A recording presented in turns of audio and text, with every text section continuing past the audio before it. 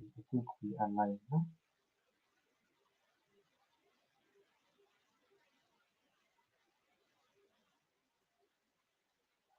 Let me just confirm. All right, so just confirm that we're live. So, guys, welcome for the session. And um, sorry, I had the live stream also on. So yeah, we are back on to another discussion on African debates. On this time, we are talking about tribalism. So sorry, we started a bit late, but we are just going to go straight ahead. And so let me just stop sharing this and let us get to the main screen. And so we have some two debaters, or maybe it's going to be more of a discussion than a debate. And so Felix Sumba with Apologetics Kenya is going to give us his own perspective on the issue of tribalism, like where it came from, why we have it, what's going on with regards to tribalism, and what solutions we are expecting to get from Christians. And we will also have secular Kenyan giving us a secular perspective. So we will start with 15 minutes of a Christian perspective on this particular issue. And I guess it was just before we start, just wanted to give guys a bit of perspective on like what apologetics Kenya is, and if you are able to see, then if you're able to see this. But nevertheless, this is the website for apologetics Kenya, and there is a conference coming up. You can just go to apologeticskenya.org/conf-2024/ and you will get the details. So apart from that, let us. I think I was not even able to share. But I think yes, this is it. This is the website apologetiskenya.org/conf-2024/ and so there is a conference coming up in the month of November this year. It will be in Mamlaka Hill Chapel, Nairobi, for those in Kenya. So we can discuss that a bit more later on. But right now, let's get back to the show. So I am going to present for the first debater the presentation. So let's just get it here.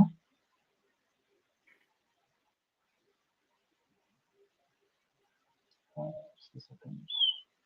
Try to get the presentation up. So there it is. And yeah, so I'll just wait until Felix can start, and then I'll start timing for 15 minutes for his opening statement. So whenever Felix starts. Okay, thank you, Charles. Thank you, Charles. Thank you, Maurice, for agreeing to have this discussion to reflect on the issue of tribalism in Africa and in the world, and to see if there are things that we can do to help humanity at least chip at this monster that is tribalism. I look forward to a more dialogue like session, because I'm not quite aware of much that we might be disagreeing on this issue. But I hope that at the end of this session, we will come out with a lot more and a bigger understanding of what we are facing, and hopefully equipped to contribute toward a better Kenya and a better Africa and the world at large. Tribalism, I think it's something we are familiar with. We experience it, we talk about it, but it seems like that one of those monsters, especially in Kenya and Africa, that we can't slay. So today we are going to try and look at what tribalism is, and what Christian perspective is, and then hopefully we can conclude, see the discussion with a few things that we can do toward dealing with tribalism. So I was trying to define the term tribalism, and I came up with the following definition. Tribalism to me is an allegiance to an ethnic or ideological grouping or community, which then manifests in negative and often destructive ways, such as a sense of superiority, segregation, oppression, and discrimination towards those who don't belong to one's group. A loyalty to a group that causes one to perceive others as less and act in a manner partisan to their own group and against those that they consider as others. That to me is my working definition of what tribalism is.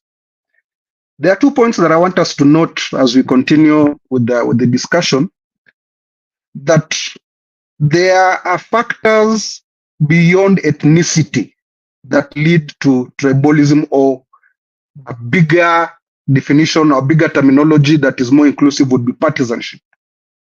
So you will find people divided along political parties, people divided along ideologies, people divided along their state, alongside the lines of their status, of religion, even, as men know, of sporting loyalties.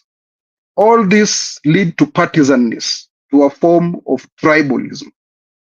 Tribalism isn't merely a construct around ethnicity.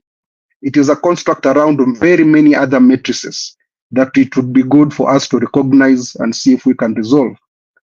The second thing that is important for us to note is that merely belonging, the fact of belonging to a unique community doesn't in itself constitute tribalism. Belonging is a matter of state, is a matter of fact. It is not in itself a positive or a negative. It is when that belonging translates or manifests in a negative sense that we encounter tribalism.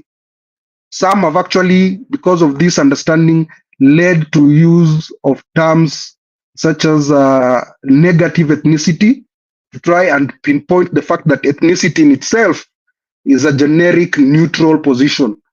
But the negativity that comes out of that belonging is what we need to tackle. Paul Miller said that although belonging to a tribe is not wrong, tribes by their nature tend toward tribalism. And I think you see that very easily. And it's part of the reason why, even as Christians, tribalism is a big mess. Whether it is along doctrinal issues, whether it's along denominational issues, whether it's along, as we see even in Kenya, just ethnicity itself. The existence of unique communities tends towards tribalism. It's a human condition. So having looked at those aspects of understanding of tribalism, I'd like to give a biblical perspective of where tribalism came from. This isn't so much where really it came from, but where tribes or ethnic constructs came from a biblical perspective. Biblically, we trace the origin of tribes to this Tower of Babel in Genesis chapter 11. Those of us who are familiar with that story, humanity after creation was one big community. But because they were in disobedience to God, they challenged the supremacy of God, and they disobeyed the command to be fruitful and to multiply and populate the earth. God came down and gave them different languages, because those differences would have forced them to form different communities and therefore disperse. So that's where we find the origin, according to the biblical story, of what a tribe is.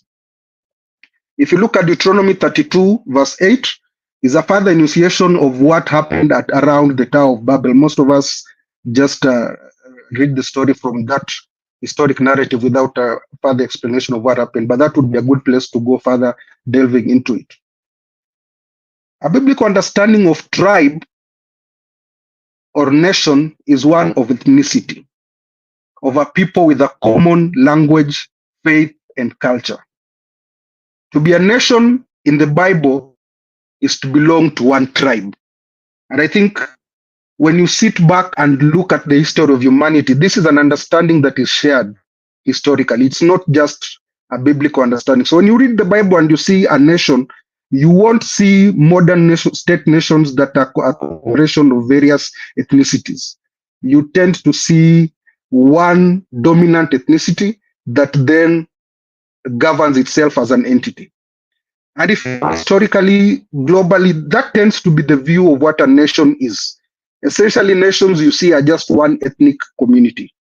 Modern states that try to assimilate many ethnicities, therefore struggle with how to bring about these ethnicities into one.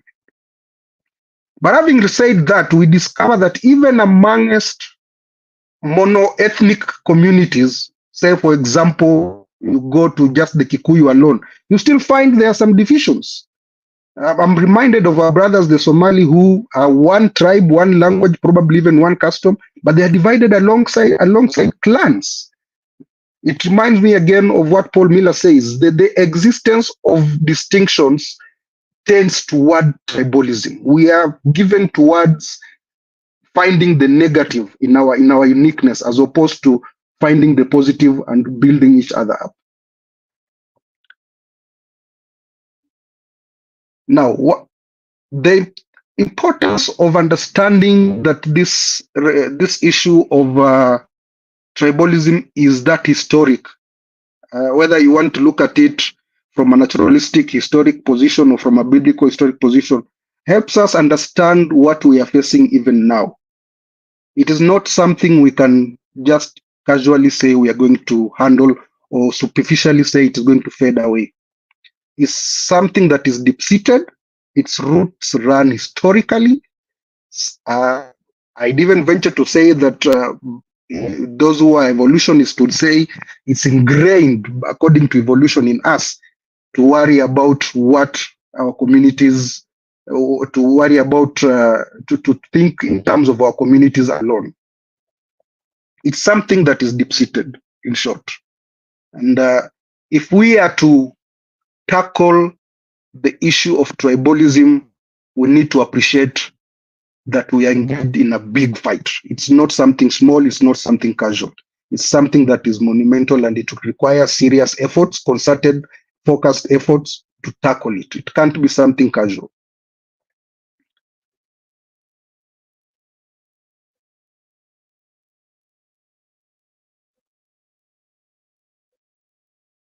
Now, I want to make one more point here in regards to Christian understanding of tribes. Whilst it is important to understand that the Christian view is that the tribes are divine creation, tribalism is not. The instinct to negativity, to negatively value our, to positively value our own and to devalue others, is a fruit of man's brokenness. It is not a fruit of the creator of tribes. This is what we encounter a lot.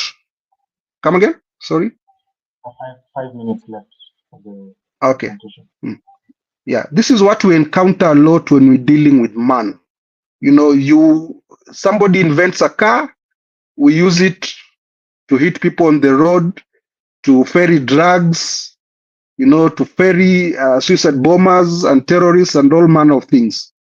Somebody invents fire, somebody else thinks he can use it to become an asshole.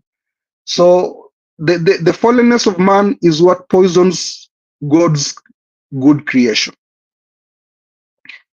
I want to use the last 4 minutes or so to briefly, not so much look at the impact of tribalism, because I think it's fairly straightforward. We have seen the instability that we face. We have seen the poverty that come out because of tribalism. We have seen the injustice that arises because of partisanship and tribalism. We have seen the marginalization, where some communities are left to feel as if they are not part of the nation state. These are all some of the outshoots or the impacts of tribalism. There's a lot more we could discuss there, but I want to focus really on what we can do to help us tackle this issue of tribalism.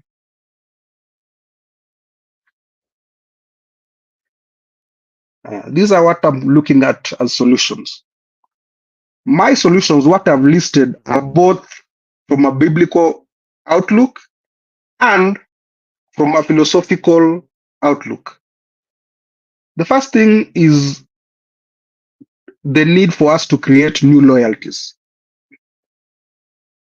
I'm reminded of the story of the founding fathers of Tanzania who, after attaining their independence, the president took the first year of his presidency going around the country, creating an understanding of what it means to be a Tanzanian. Separate from the colonial experience, separate from the African ethnic experience. What does it mean to be a Tanzanian? David Ndiu, much castigated of late, wrote a very good paper explaining why the first challenge we face as Kenyans is to create an identity of what it means to be Kenyan. That is what we should be looking at. We do not have a sense of what it means to be Kenyan, and therefore our primary source of identity is our ethnic community. Either that or we have none. We don't have a sense of what it means to be Kenyan. As Christians, to overcome tribalism, we need to develop a sense of what it means to be a Christian. And this is something that I am ashamed to say is not very well developed. We don't really understand that we are Christians. But if we are to understand that we are Christians first and foremost, and that any negative appearance of an ethnic identity should be fought against, we would have made a big step in overcoming tribalism, both as Christians and as Kenyans, even as Africans. The second thing is to form new tribes, new communities. So the first is a new identity and loyalties, then new tribes and new communities. Third is a need for us to confront tribalism, to call it out when we see it, and especially in our communities.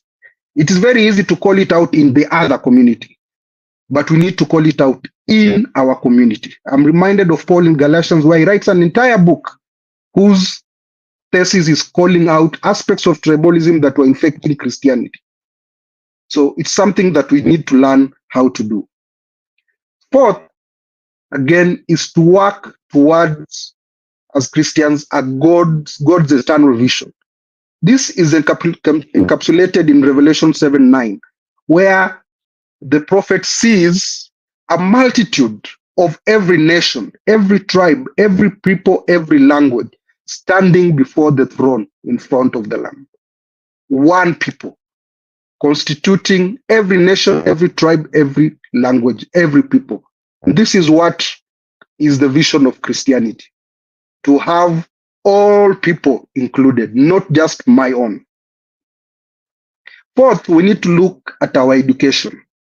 Our education, both to confront philosophical ideas that breed tribalism and to just open people's mind to understand that everybody else is part of humanity. There is a need to look at our education systems to analyze what education can help us to do in encountering in confronting tribalism. Lastly, I'd like to say we need to look at how to outlaw language that advances tribalism. This is very common, very, very common. It breeds in us an understanding that tribalism is okay and it's normal, but we need to tackle it very seriously. To be tribal is to be human, but unity demands the divine. This is Daniel Radmacher. To be tribal is to be human, but for us to be united, we must reach for the divine. Thank you. All right. Thanks a lot for that opening statement. And for those who are just joining, we are talking about tribalism, what's its origin, what has it done to us, and what's the way forward. And so we just heard from a Christian, Felix Sumba, from Apologetics Kenya. Now we will hear from a secular Kenyan from the Skeptics and Atheists Society of Kenya.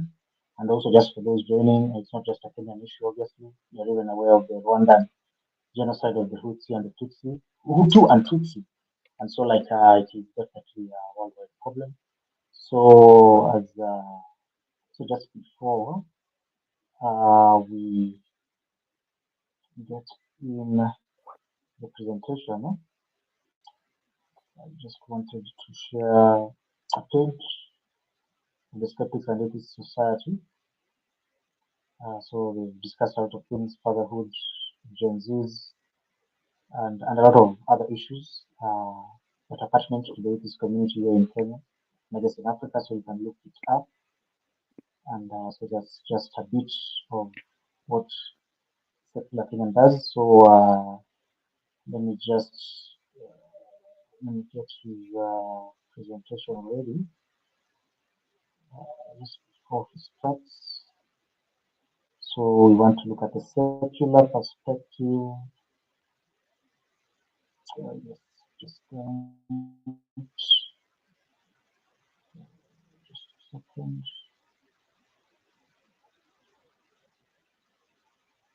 I'm just processing it and yeah. Okay, so that's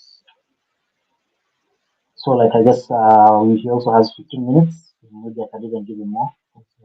Felix went a little bit ahead, a little bit above time, but Secular Kenyan you can start whenever you start. I start the timer for 15 minutes. But you can always add. You can unmute and start Okay. and start as. Okay. Yeah. I hope I'm quite audible. I had to change my device last minute, so I can confirm the audio. Yes, you are. Okay. Thank you very much. Thank you, Mandalo, and for hosting this. Felix for participating. My name is Maurice Washira, commonly referred to as Secular Kenyan. I'm a member of the Skeptics and Atheists Society of Kenya, SASK. Uh, we are a very vibrant society. Actually, now we are the largest society of secularists and skeptics currently in the country. Um, yeah. So going to the topic, tribalism. I pretty much agree with Felix's definition. Just a little bit to disagree on that is, and maybe if you can move the next slide, a secular versus a Christian perspective. Of course, there's a strong sense of community loyalty to a particular group, as you have collectively said, and often bears on as shared ethnic or religious or other social, heritage. Now, the part I agree is not necessarily agree, but I think being tribal, well, that has a negative connotation, but being ethnic, belonging to certain ethnic, is not necessarily a bad thing. It's actually not a bad thing. Being part of a tribe, being part of a certain any group, any social group, especially a group that you don't have a choice in, you're born into. So from that perspective, I think we agree. What would be an issue is what you do with that identity when you take your identity and try to make it like my identity is bigger or better or more superior than yours. And so, what is actually wrong with tribalism? It's not necessarily that it doesn't necessarily to destruction, as you say. It does most of the time, but not necessarily. But what it does is leads to exclusion of others. Where I think I belong to group X, you don't belong to that group, therefore I deserve better, and if I was to share something, I have to start with members of my whatever my whatever group, and then that is now what leads to exclusion, and that is exactly what you are doing with this not to be political, but currently there is this impeachment of proposed impeachment of the deputy president. And I was listening to some of his speeches today, and he's talking of what lame, assist what I mean, it's really disturbing to hear that, and it's and to hear that at that level, to hear such kind of thing, and that is a classic example of what tribalism can do, where someone is even unashamed and not even ashamed, is not even trying to hide that we are better than everybody else. Uh, so that's let's move to the next one because of time. So origin, I think this is why I disagree with you. Of course, there's the historical and social factors that are led to origin of tribalism. Uh, I totally don't. I think when we talk of tribalism, the negative aspect, not the aspect of necessarily belonging to a certain tribe or a certain group, but the negative aspect that we are seeing of tribalism, of course, emanate from partly due to colonialism, partly due to and that colonialism has led to what we'd call a skewed system where colonialists were about divide and rule, which is still being perpetuated today. So that's the system they left. So the easiest way to divide the people is how you find them. So if they came and tried to divide us as young people versus old, which was not a big issue in African culture, they would not have succeeded. But they came, they realized, oh, they identify as Kikuyus, they don't like Masai, these are Masais, they don't like Luos, these are Luos. They saw the cracks and they just took advantage of it. Uh, so what happened is now those differences are now used for real issues. Those differences mostly exist in our brain only. They are what we call social thinking, but then they have real physical ramifications or consequences. Where now we use the very identity of you to the very identity to share things like national resources. To say, no, Kikuyu are going to get more resources than this other tribe, or this tribe is going to get more government appointment than this other tribe. And that has now actual ramifications.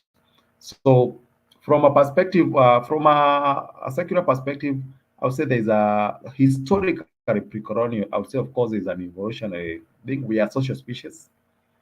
We tend to like our kind. It's been with us, and it even can be observed even in animals, especially primates. You can see especially when they live in groups, and one of them try to go into the other group.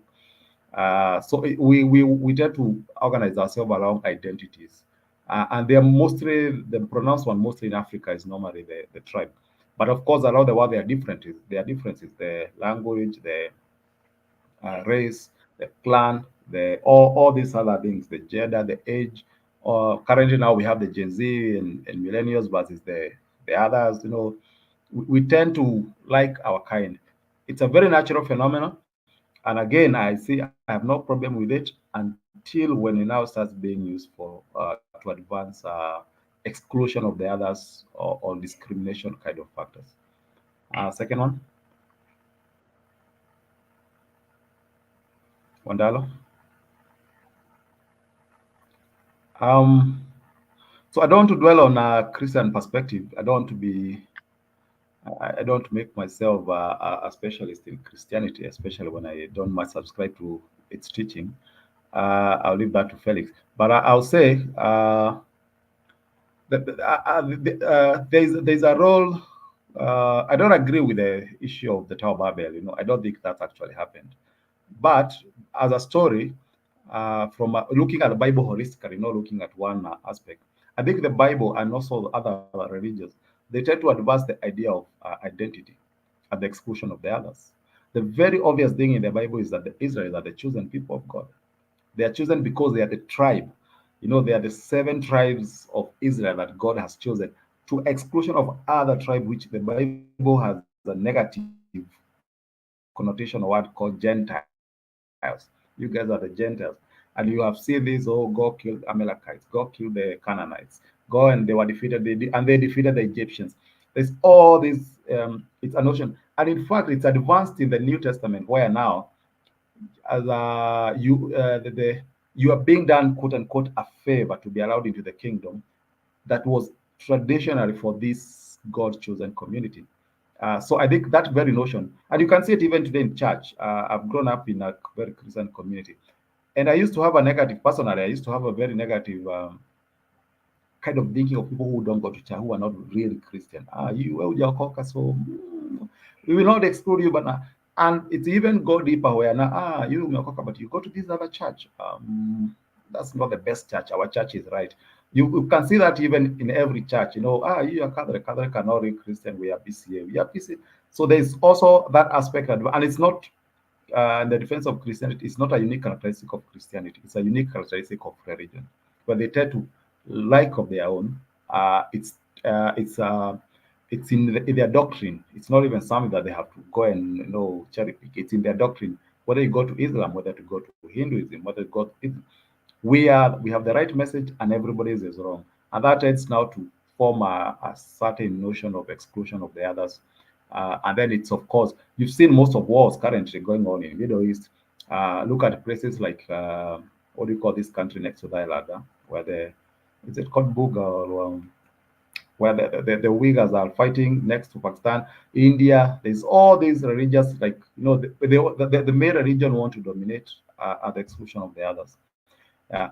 And of course, now we've talked about the historical aspect of missionaries. They came. I don't think missionaries brought tribalism. I think it was even worse. And but because it's missionaries and colonialists were almost, you can say, the same thing, packaged differently. They took advantage of the already existing cracks within the African societies to advance their agenda. The next one.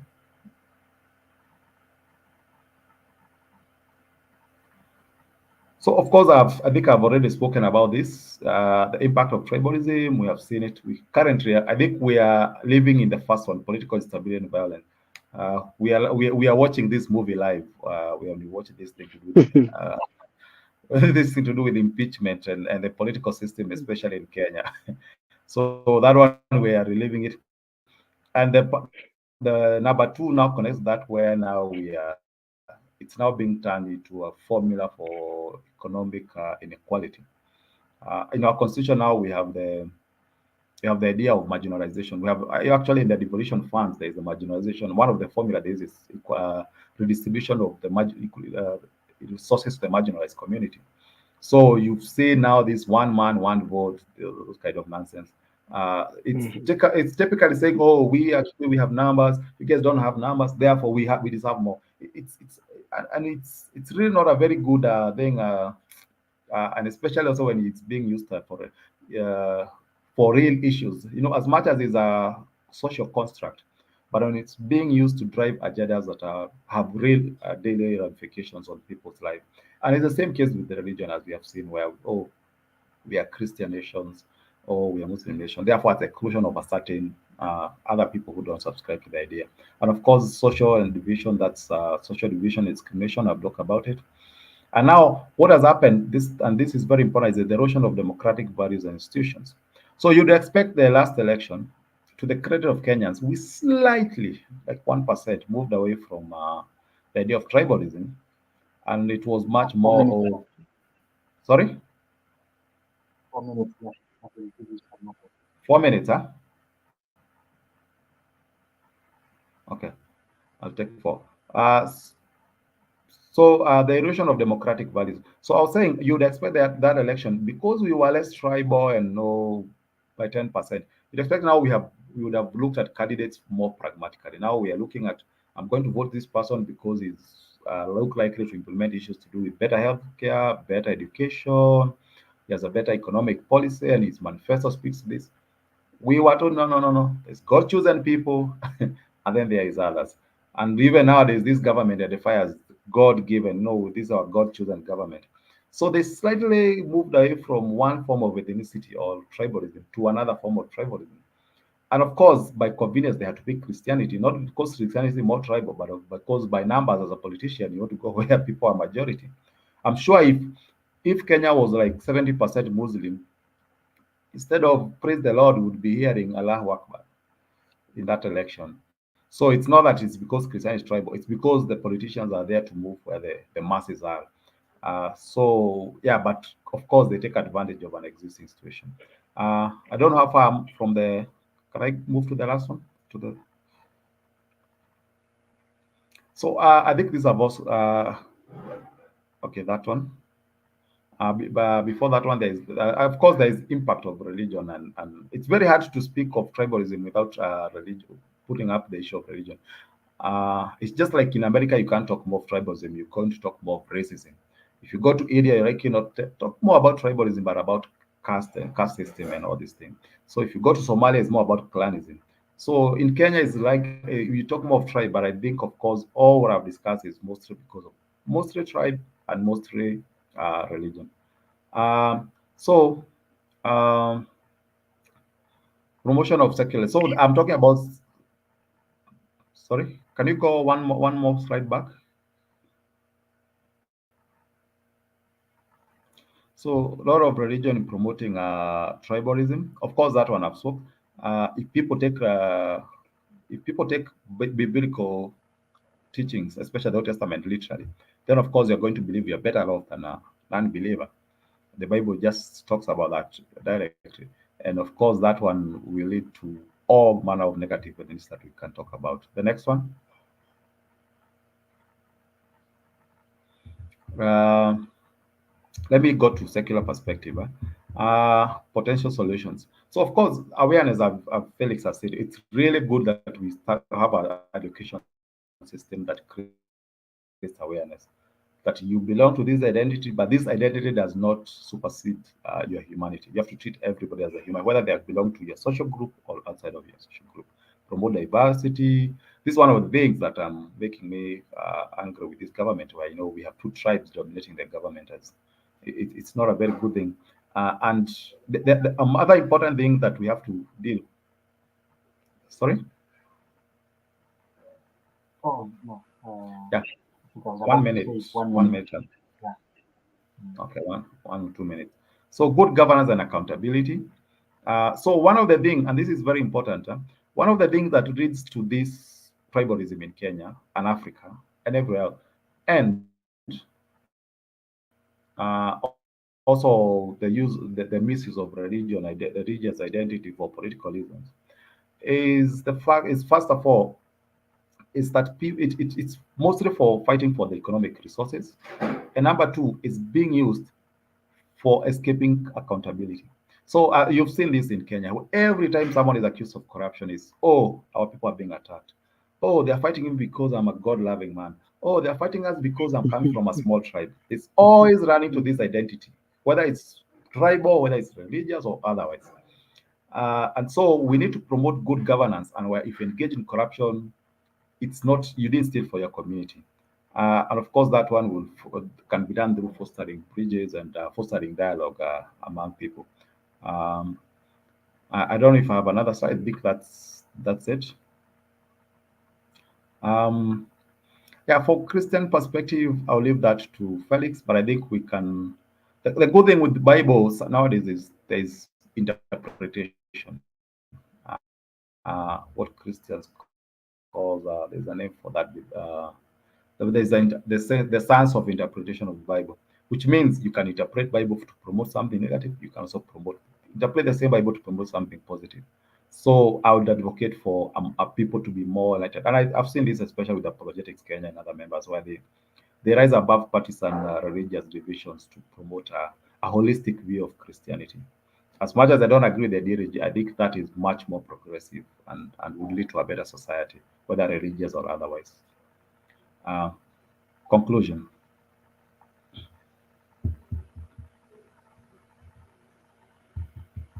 So yeah, so the secular perspective, I think the secular perspective provides a more comprehensive understanding of tribalism, actually more realistic. But either way, I think everybody should promote tolerance and work to building a more inclusive and just society, irrespective of whatever you come from. But I think the secular perspective, which sometimes can be called the scientific perspective, provides a much more pragmatic a way forward and a real issue-based solution to this problem and this menace. Thank you. All right. Thanks for that, guys. And those joining, we're talking about tribalism, and we just had a secular perspective on tribalism and what it is and how we can move on. And so now we just want to get into a time where we ask questions, and I think we start with the secular tenant. If there are any questions, maybe just this is more of like I asked for clarification on the opening statements, and then this will be followed by a conversation later. So this is just a few questions you might have for Felix. If you're Kenyan, you can just ask, Then Felix maybe can give short answers, and then after that, now we will go to Felix asking clarifying questions on your opening statement. So whenever you're ready, Speaker Kenyan, I'll give you only 2 minutes because this is just a quick one, and then now the conversation is will be longer. So just 2 minutes to ask and answer. Yeah. Yeah, it's just one question. Uh, would you agree that to some extent, Bible, a holistic, when you look at the story of the Bible and ethnicity, and especially the story of the chosen tribe, the Israel, where all the prophets and the good people come from David to King Solomon to Jesus, they're all Jews by design of the religious. Do you think that one, if taken literally, would promote negative ethnicity? And especially when you look at the Old Testament, where God is commanding, God is guiding His people openly tribal, openly favoring the Jews, His people, His chosen people, and sometimes telling them, "No, God killed them because they're not doing this. God killed this one." So, don't you think that as a very well, I know there's interpretations. You can interpret here or there. But do you think that literally, assuming I'm not a Christian, I just landed from the moon, I come here, you give me the Bible, I read. Don't you think there's a potential for me to say, oh, this book promotes tribalism? And if I believe in it, I'm likely to be tribal and to hate people who are not like me. Mhm. Now that's a good question. Let me answer it in two ways. First is to use an illustration. I have heard from esteemed politicians, senior lawyers, even people who you'd think understand what a democratic nation is. The former speaker of the last parliament, a respected lawyer, said that, and this is a phrase you'll hear a lot, that democracy is when the minority have their say and the majority have their way. That is a bad understanding of democracy. Very bad understanding of democracy. Should we therefore crucify democracy because of people who misunderstand it and misapply it? That always remains the question. That is alive in our situation where people think that simply because I have the numbers, I get to have my way. That misunderstanding of philosophies is very prevalent even amongst Christianity. And like you have said, and I like the way you phrased your question, if you come and read things without proper understanding, you will live there with your own understanding and do your own things. And sadly, that has marked a large chunk of the human and Christian experience. The reason I like the Bible is that it does not lie about the failings of its people. You characterized David as a good man. I don't think anybody who reads the Bible would call David a good man unless you are reading it through tinted eyes. And that is usually the problem we encounter. This is somebody who the Bible records grabbed somebody else's wife, organized for that person to be killed, caused a third of his nation to be killed because I wouldn't characterize that person as this good person. But like you said, it's a failure of interpretation and understanding. I began by giving an example of Paul. The entire book of Galatians is Paul confronting Peter because he was teaching tribalistic messages, injecting them in Christianity. If you read the entire history of the Bible, even in the Old Testament, they wrestled with tribalism both amongst the 12 tribes of Israel itself and with the neighboring communities. And if we consistently read the entire stories, not selective stories, not out of context stories, you see God punishing Israel itself for mistreating their neighbors, for mistreating each other. It is there, but like you say, and I don't blame you, even amongst Christians, most people don't read that. That's why you see, even right now, that tribalistic understanding of Christianity is prevalent. So that much is true. But again, I'll go back to what you said. When we misinterpret and misunderstand any philosophy, we are bound to abuse it. That is just a reality that we live with as human beings. And now I guess maybe Felix can ask any question. Oh, we lost. Uh, Sorry. there, there is there Yes, is an assertion that there's an assertion that my friend has made that secular worldview provides a better critique for tribalism. It's an unsupported position that I can't find. I think But he dropped off. I think he oh, he's dropped off. dropped out. Okay. By We your can guidance, I'm continue. not sure. Do you want me to Let's address something, or we wait for him? also let's picture. Just a second, guys. Sorry for this. Let me just try and get him. Okay, I think he's back. Okay. Back. Just a second.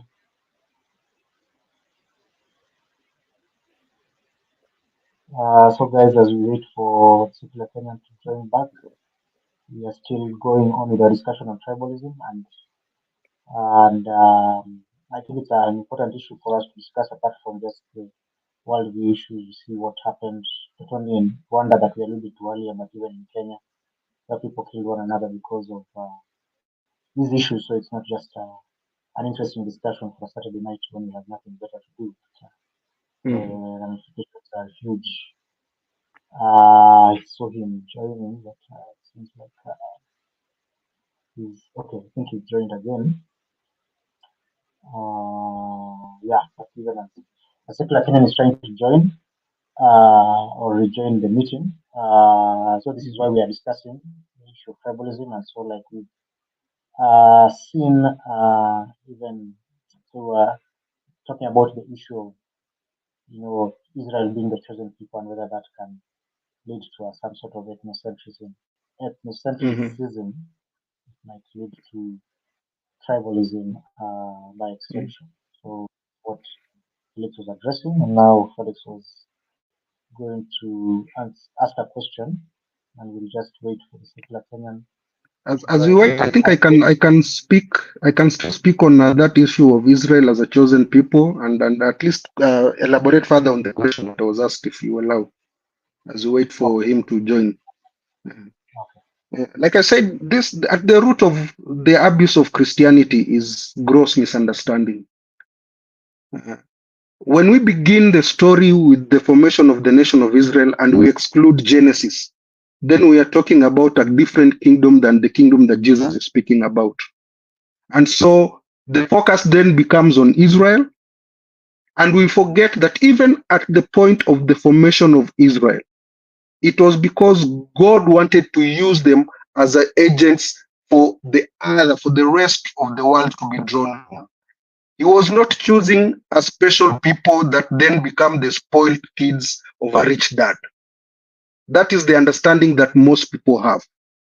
You know, it's I choose this person to send him. I empower him for the task. He does not then become the be all and end all.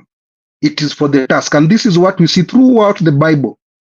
And this is the confrontation that Jesus then has with the children of Israel when he tells them, you look, you are not special because you are the children of Abraham.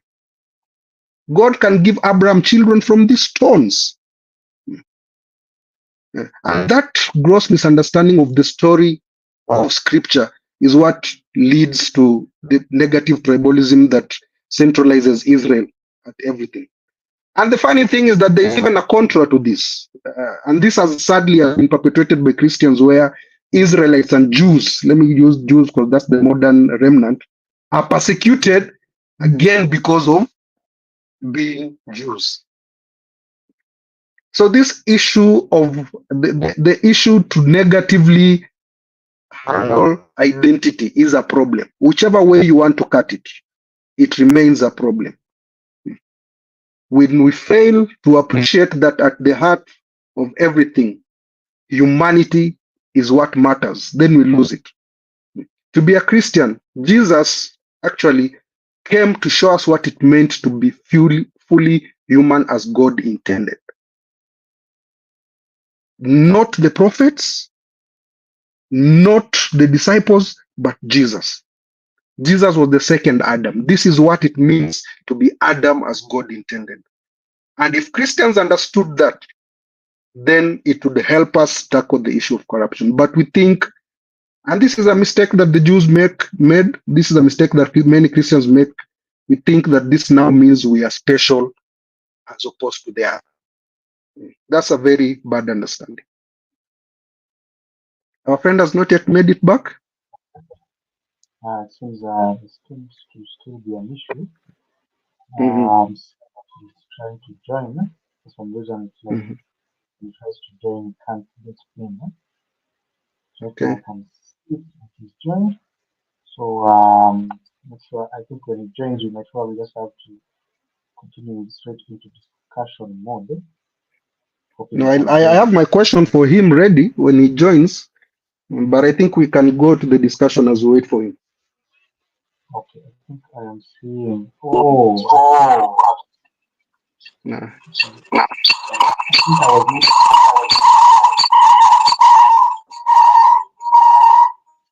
With, oh, you joined it too. Oh yeah, you can unmute. You can unmute. I think the other device you can mute the other device. Okay, you can unmute Secular Kenyan. Uh, and I guess sorry for that. I'm assuming now everything is okay. So we can continue maybe with Felix now asking the question, and then we can just flow into discussion mode. However, the conversation will go, and then just maybe like 10 minutes for that, and Mhm. then we will proceed to some sort of rebuttal. Okay. Whenever you're ready, Okay. Felix, ask. No, I think the question I had is a secular perspective, like my brother Morris was trying to claim, is based around a scientific worldview of the world. And one of the key principles of science is a belief in evolution. How then, if how then does such a worldview give value to other people? If it is all about survival of the fittest, if it's all about evolution, how does it then give value to other people for me to say that I should treat these people with inherent dignity? Okay. First, a slight correction.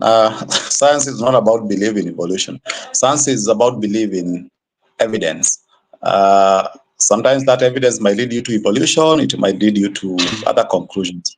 As long as you are willing to Mhm. follow where the evidence lead, and as long as you don't start, with the conclusion and try to justify that conclusion. As long as the evidence might lead you into very uncomfortable areas, as long as you are willing to Mhm. follow through. Mhm. Yeah. So you're asking about the value of human life. So number one, life. You see, the assumption in that is that as science might lead you into an area that is uncomfortable, therefore, let me go to this area where I feel valued and loved, and it because science might like that. And I don't like the fact that I'm using science and secular perspective interchangeably. Secular perspective is normally driven by evidence. They just happen to be the same thing that is that science follows. But secular necessarily means one where you don't follow religion, because most religions will be an understanding where you world view without religion perspective, because religion definitely will follow something called faith, and faith is the antidote of evidence.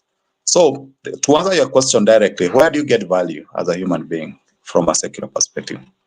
Number one, you get value by first of all understanding your actual position in this whole chain of evolution. You understand actually where you belong.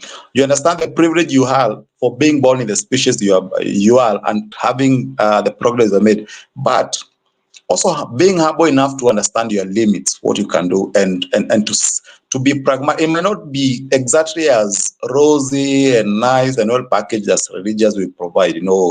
This life is temporary. We are going to a better place. You are marvelous. And no, it tells you the truth. Sometimes the truth might be bitter. Number two, it also comes from a secular philosophy whereby we have come to understand that there are basic things that we want in life.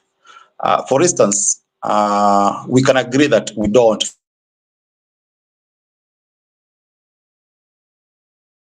there are things we can agree that we don't want to experience death, at least premature death, though it's unavoidable.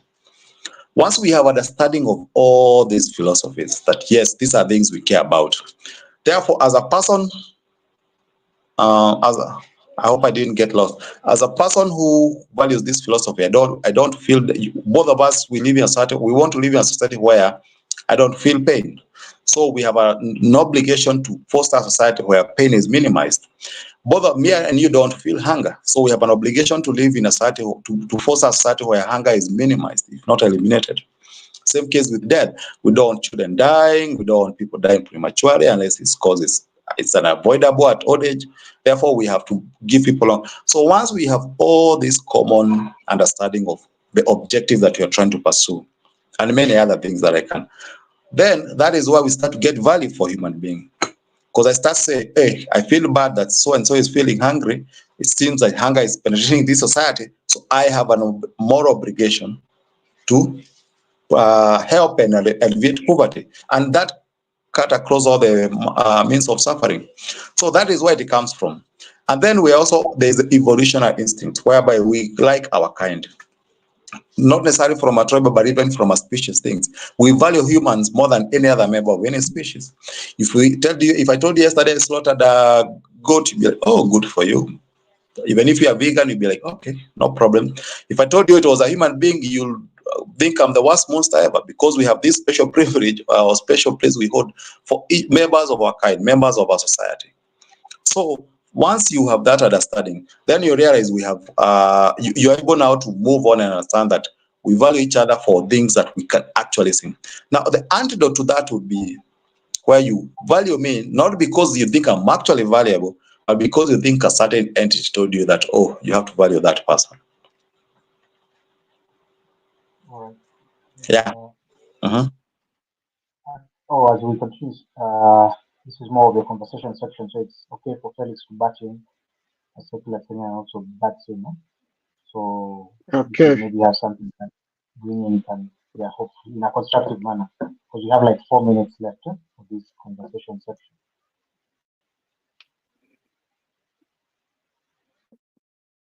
Okay. Now, there are several things that my friend shared that I wanted to contribute towards. In your in your in your origin of tribalism, you began by pointing a rather large finger at colonialism, and I wanted to comment that there is something I've noted. There is we have created a myth about a utopian Africa that predates colonialism. So that before colonialism, everything was hunky-dory and there were no these bad things. And I think it's a myth that we need to disabuse ourselves of. Prior to colonialism, like all communities on earth, we had our tribal differences and our clan and our whatever differences we had. If you go to the oral history of our communities, there's a lot of wars that are told that were fought between different tribes, between different borders. Before the borders between these communities were set, there were a lot of wars. And even after that, the wars still continued. And I think what the colonialists did is a bit like what we experienced in Kenya during the 2013 election. Somebody weaponized a weakness in us. It was already there. It predated colonialism. So colonialists used it to their own end. In 2013, some political party mined data about Kenyan thinking and psychology from Facebook and weaponized it for their own end, making something that was already bad even worse. It is not, and I think understanding the colonial effect and their contribution to the tribal state that we have is good. It should not be gainsaid. But that is not where the rain started beating us. It started beating us far beyond that. The second thing I would like to say is regarding evolution. You've said that evolution would cause us to work for the survival of our species. I don't think that's what evolution brings. Evolution causes me to work for my survival and that which is mine, not for the species. It's my survival. It brings that worldview brings more care and concern for myself, my immediate self, and those within my immediate proximity. If we were to go truly towards that way of thinking, there would be no room for me to consider the well-being of other members of my species. Even in my own, as it were, if we were to talk about a pack of wolves, the weakest don't breed, the weakest don't eat in that pack. They essentially end up dying off because either they don't eat and they don't reproduce. So if we were to take a naturalistic worldview, I am not so sure it would lead us to a position where we are fighting tribalism. Be that as it may, the origin, I think we will never agree on. The issue of the origin and what got us here. I think the issues we should really be focusing on now is what to do. What can we do in this fight against tribalism? Thank you. And we like have 1 minute left in the conversation, and maybe Secular Kenyan is saying something and say, and then we get into like a very mini rebuttal. Yeah. You know, if you want to chime in, Secular Kenyan a bit, as you think about the conversation. Yeah. Mandalo, your microphone is a bit low, so I'm struggling. But I'm assuming you gave me like 2 minutes, huh?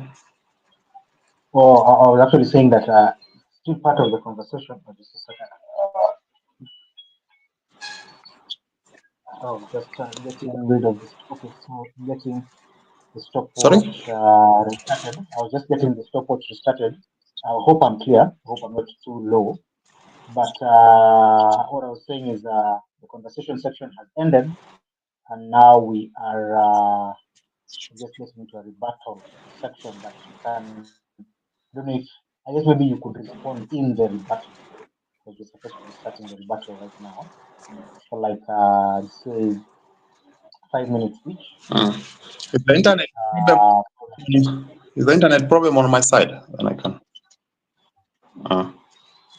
oh, you're not hearing me clearly? Yeah, there were hitches on your side. There was a period where the picture froze, but I could still hear you. But right now, I think it's okay. Okay. Okay, sorry for that. I hope. On Wandalo or on my side? No. Morris, you're okay. You go ahead. Oh, Morris has gone. Oh. Okay, sorry guys for the internet hiccups. But guess we have just finished the conversation section on tribalism, and just want to give maybe the one and only rebuttal. But I think we'll have to wait for Morris to come in again. So maybe just as I wait for the secular Kenyan to come back in, I think I can share again. So there's a question. Okay, so there's a question in here. So I guess we will. I think that's the only question we've gotten so far. We'll attempt to respond to it when the secular Kenyan is back. Sorry for the internet issues. But I guess I can share again as we wait. I had shared some resources from Apologetics Kenya, and I'll just share again. So Apologetics Kenya is having a conference coming up this coming November. So on Can Jesus Save Africa, and the venue is there on Laka Hill for those in Nairobi who know where that is. And the charges are there. One can register on the website that's here. So that's the fifth conference. So there have been a couple, and you can see the timetable for 26th to 30th November, and the session objectives, and the in-person conference. So there's the virtual and in-person. So the speaker profiles. You can see all that in the website. All right, so let me check and see if Secular Kenyan is back. Yes, Secular Kenyan is back. So let's just proceed. Secular Kenyan.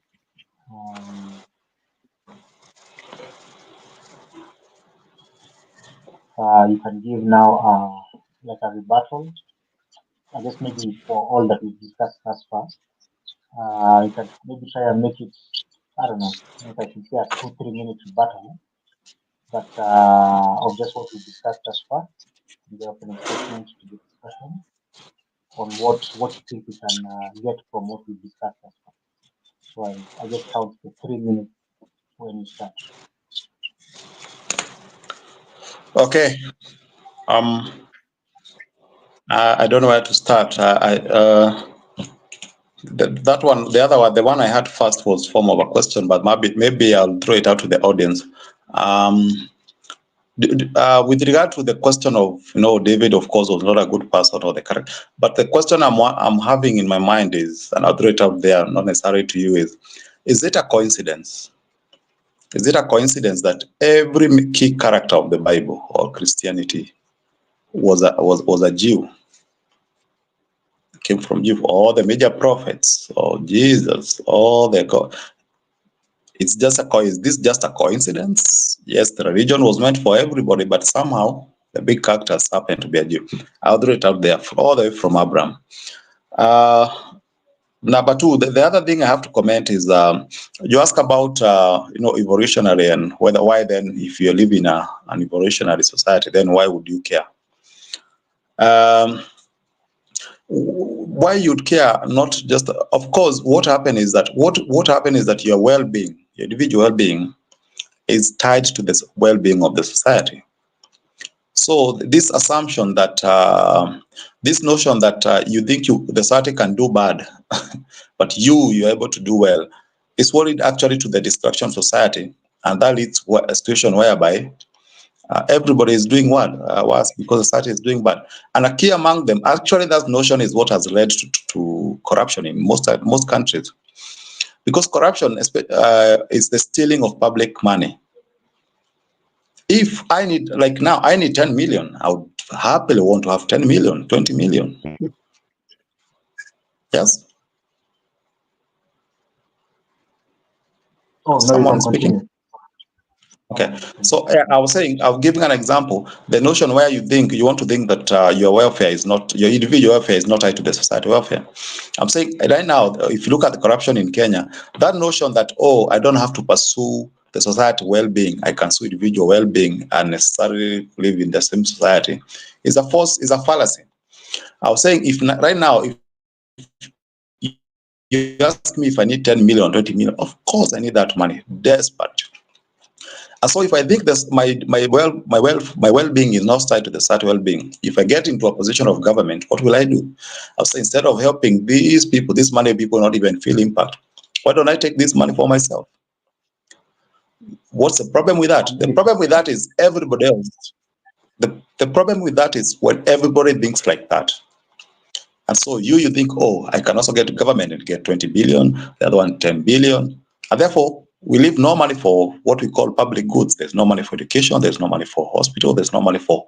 And eventually, the society is bad off, and we are all bad off again. So if I stopped being individualistic and spread that thinking to everybody, then we would have formed a better society where everybody is able to access basic services.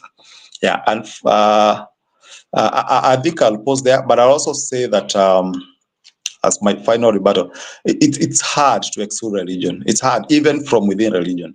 It's hard to exclude religion from the narrative of tribalism.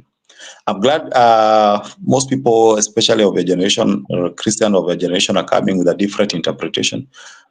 But the fact that it's an interpretation, that's already poses question, because ideally I should be able, this is the guide, this is book X, this is the guidance. I should be able to read it, and without having interpretation, the key words written there, just like our constitution, I should be able to read and say, no, you cannot steal, because the constitution says do not steal. If I have to say a book, if I have to read a book that says go and steal, but I have to think, oh, this book is telling me not to steal. Then there is a miscommunication there from a layman perspective. That's how I think. Thank you. Yeah. Thanks I for your think rebuttal. I guess you've used a very good example that shows us what we are wrestling with. oh The yeah, Constitution. You oh, let me hello? start to time you 3 minutes. It's a 3 minute rebuttal. Huh? So just 3 Okay. minutes. Your one and only rebuttal, and then we get to the questions that have already come in. I think what you've said illustrates the problem. The problem. Every lawyer will say the Constitution is clear, but they will say different things about the very Constitution, and that it should illustrate what the problem is. It is not so much even the source material. It is us who are the problem. And that is what you are seeing that we are wrestling with here. But I think it's given the time, our host has decided to vanish. I was hoping we would move on because I think we had gone through. I had given my rebuttal. You have given your rebuttal. We would move to other issues. Oh, so I guess the point of this, so the rebuttal was more of like giving your final and uninterrupted response Uh-huh. to what we before we get into the questions that are already on the chat. So if you don't have, I think I've given my position. I think he has given his position. I think we can move to the questions. okay, I think that is okay because even time is far much spent.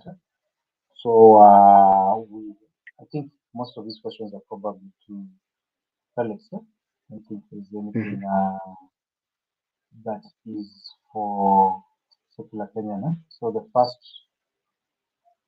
question is that someone is not impressed that you're preaching from the Bible because it's a myth. I don't know if you want to comment on that or we just go to the actual questions. I'm not sure we want to, because I was asked to give a Christian perspective, and that is what I have done. A Christian perspective is from the Bible. So that is what I was asked to do. Okay. So I think we can just move on. Unless secular Okay. Kenyan wants to, I think they should just make us waste time if we talk about the Yes. Bible a bit too much. No, I have a comment to make on that one because, of course, it's a Christian perspective, and understandably, as a former Christian, I understand that is what the Bible says. But I think the question is, to what extent should we apply it to solve real life problems in Kenya? As much as it's a Christian perspective and they believe it, but should we disregard the whole evidence based on evolution and the social, like the question, let's say, for example, origin of tribes? We know how they came. We know why certain languages are more related than the others. Like I can hear what Kambas say, Kambas can hear Igbo, but I cannot hear what people from Congo are saying. We understand that from an evolutionary perspective. Should we disregard all that documented evidence for the Tower of Babylon, for example, as much as it's a Christian perspective, but to what extent is it applicable in real life, and to what extent is it evidence-based?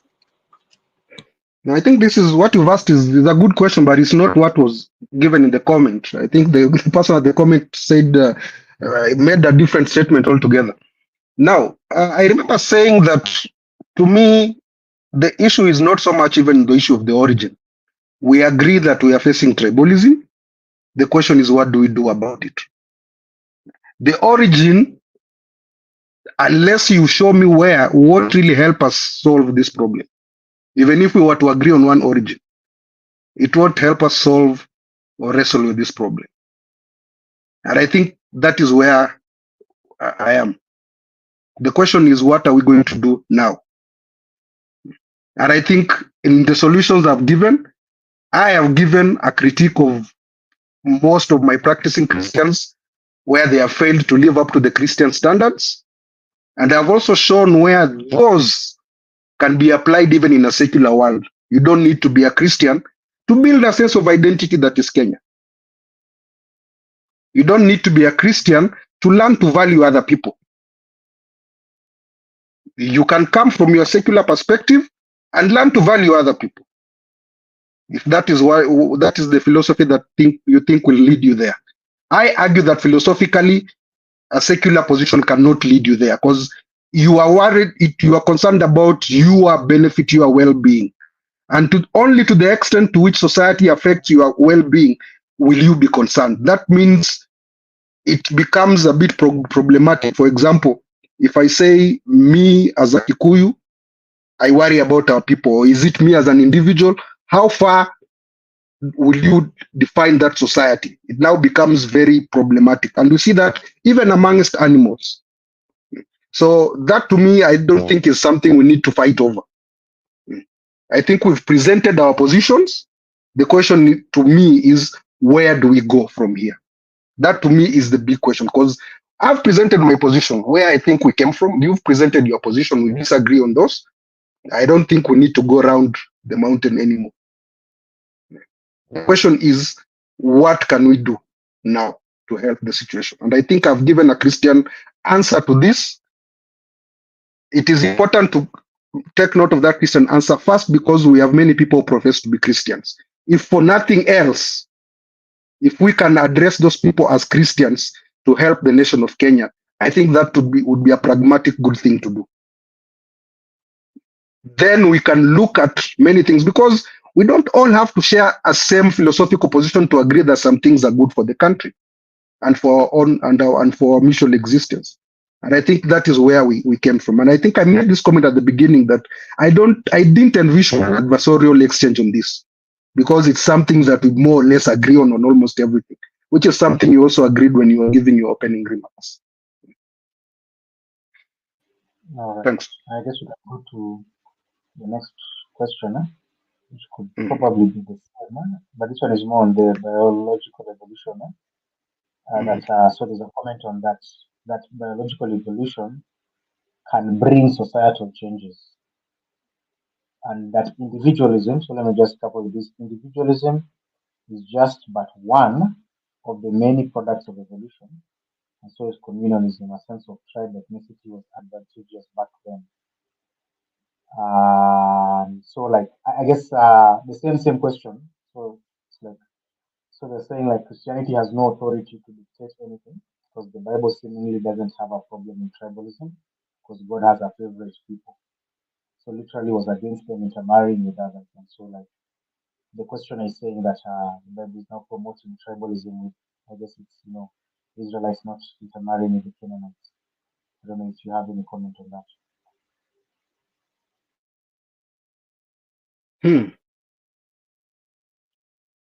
The Bible has no problem. I think Morris asked this question before, and I think I'm not sure how much time we have to go and deal with each specific instance of a misunderstanding. But it's the same story. When these people were chosen, there was a journey they were being taken through. At certain points, there were specific instructions for those moments. But to then say that the Bible does not address the entire human creation because it focuses on a certain specific community to begin the journey, I think it's like saying that nursery school is the end of our education because that's where we began. And like Morris said, he actually acknowledged an issue of interpretation. And the scriptures themselves acknowledge this, that even the prophets there who are given God's word and got things wrong, you see it being addressed in the Bible. It does not shy saying that. So those are questions that we can probably deal with the case by case if we had the time. But I think it's a revisiting of the same position. A conclusion has been made, somebody has their position, and they want to hammer it down. I don't think I want to do that. Thanks for that comment. Seems all the questions were actually for you. This one, I guess, maybe it's a comment of that. And so, asking that the solution can only come from humans, whether they are Muslims. And I don't know if it's an agreement or a tacit disagreement, but that the solution can only come from humans, whether they are Muslim, Christians, traditionalists, atheists. It does not matter. But we are all human beings to come up with better plans. So I don't know if this is an agreement or a tacit disapproval, but it's kind of an agreement. I think it's a tacit disapproval that it's saying it's a human thing, and I think that's where Christianity goes different. Scientists says this: the heart of man is deceptively wicked, and I think if you even if you look at the evolutionary thing, because as a human being, I am concerned about my pain, my survival. To claim that therefore there will be something that will force me to act for the survival of the entire humanity is a bit of a stretch. And we see that that's why we saw historically before philosophies such as human rights came into being, communities were massacring each other because there is nothing that keeps me from valuing the other tribe. It's my individual existence, that of my family, then that of my village, then that of my community. That's how it goes. And that's why without what we see largely manifested. If we are to go purely naturalistic, that is how things will go. How do I survive? How do my people survive? That is how it will go. So that comment was a tacit acknowledgement that this, if you say this can be solved by humans, I believe humans can solve some of these things. But to just say that then we need to set aside the divine, I think that is the point of view that is being communicated. Thanks, guys. I think that is the end of the Q&A, and I think we are coming to the end. So before we get into our closing statements, wanted us to give the best argument for the other side. We'll start with secular Kenyan. So, like, with regards to the origin of tribalism and its impact and the solutions. So, like, what do you think was the best argument Felix said, or at least bad? If you don't see, like, yeah, which one was the Let's best? see, let's see, let's see if you will be tribal or you will be honest. Okay, just a minute. Not a long response. Mm. So, no, I think the best, I would say the best point he made, but I think the best thing he has done, and which I appreciate that most Kenyans, no, most Christians are trying to do, is using their reality and trying to reconcile their reality with biblical interpretation. And that is what, and I repeat, that's why we are talking about not what the Bible says, but what we interpret the Bible to say. So that means we might read, even when I was preparing for this, I was reading even a verse where the Paul, which is the New Testament, the good one, is telling people do not yoke with unbelievers. Why it's warning Christians against forming close relationship or friendship or partying together with unbelievers. And someone has also said in the comment, do not do this with do not marry with people who are not of you or whatever. So you can use Bible to pursue that. But the good thing that Felix and company are doing is that they are using the interpretation of the Bible to disabuse these notions, and this is one of the few areas that I think religion is, because it's a powerful tool, is being used for a good cause. For a long time in the history, we have used religion for division, for whatever. Religion, especially Christianity, being a very powerful tool, society tool in this country. That's why it's been politically being used for successfully. I think it's a good thing that now we are using it for a good cause, where we're telling people, no, you have to rise above your partisan view of individual or individual group and see the humanity as one race. So that's the best thing he has done tonight, and congratulations. All right, at least it's good that you have some positive thing, and also Felix, which is the best argument given for the other side, or by the other side, I mean. And I'd written this long ago. I think it's going to sound like we are saying the same thing now that he has spoken. But I wrote this, that he said that ideologies are not inherently tribal. And I think that's something we need to acknowledge and to work with. Because there is that feeling, even amongst the comments that have come in, that inherently to be a Christian is to be tribal. Inherently to be a Kamba is to be tribal. That sense can mean that we are essentially not condemning the tribalism, but we are condemning the human existence, because we are, in fact, by nature, belong to different groupings. Even if we were to get what you would want to name as contracts out of the way, we belong to different communities. So that recognition is something that we need to work with, even as we acknowledge that being in a tribe tends toward tribalism very easily. All right. Thank you. And I think we can now finish with our final statements. Just a minute. And I guess maybe it might sound the same as what you just said, but if you can maybe summarize. So if you're giving a 1 minute elevator pitch, and you are told to say, okay, what's the origin of tribalism? How has it impacted us? What's the way forward? Christian perspective. So maybe we can start with Felix. 1 minute response to that question. How would you now summarize? Well, I think my summary would be, regardless of how we got here, we acknowledge, either from a Christian or from a secular perspective, that tribalism is something that we need to deal with. And I think, instead of building even more tribes and emphasizing our differences, as tends to be most of human nature, it's time to get working, to look at our education, to look at building relationships, to look at building a new sense of what it means to be a human and a Kenyan, if we are going to help a situation. I think the last comment I made in my presentation, that to be tribal is human. But really, if we are to overcome tribalism and to get to a united society, then perhaps we need to reach for the divine. Thank you. All right, thank you. And this is Kenyan. 1 minute final statement on the origin, tribalism, and its impact on the way forward. So, as Felix has said, origin we can debate the whole night. It has not much relevance.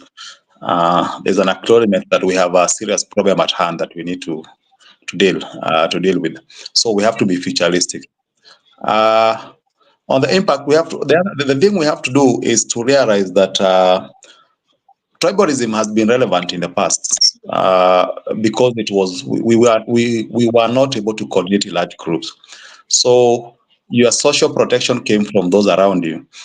If you lived in a certain community, in certain clan, those are the one who are going to feed you in times of hunger. They're the one going to oversee your marriage and everything. When you get sick, they're going to take care of you. It's no longer relevant. Now we have developed what something Yuval Harari calls an ability to coordinate as a species as one globally.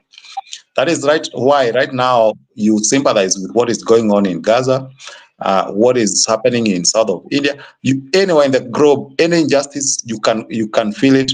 You can advocate for rights for people who are millions of thousands and thousands of kilometers away that you'll never be, because we have reached a level where we can coordinate as one species. And once we recognize that, then we realize that that's the solution. We have to be able to see each other as one species, one member of one species, and that our common interests and common threats are the same. The pandemic did cut across ethnic or whatever tribal lines, and many other disasters that we are going to face, famine, all these other diseases. So yeah, that's the solution for me. Look at each other. The impact are obvious, but I think let's focus more on the solution. All right, thanks a lot. And guys, I can say that we are done for today. Thanks for joining us today. And as we come to an end, just wanted to let you guys know that we do have other discussions that we've had in this channel. For those who are even wondering which channel this is, you can just so that you can know which channel this is. This is African Debates. You can like, subscribe, share, and even a bad comment is a good enough comment. But so like the discussions we've had in the past with regards to Africa, regards to slavery, with regards to women, life after death. So there are many. You can go and check them out and tell a friend to tell a friend. And we hope that this will be a good forum for Africa to be able to like have discussions of these issues that affect us, especially tribalism. I think it really does affect us more than any other issue, really. Maybe just second to corruption, but I pray that this will be the beginning of a conversation that will help us to have better. We don't want to hear more deaths in Sudan, in Congo, in Somalia, and all because of tribalism. I think we just don't need that in 2024. So I pray, apart from the fact that I have my own perspective, like I just hope that this will be a beginning of a conversation that will transform the continent.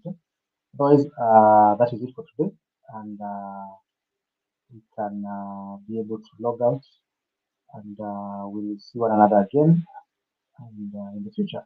Let's have a good evening and a nice end of the month. See you soon.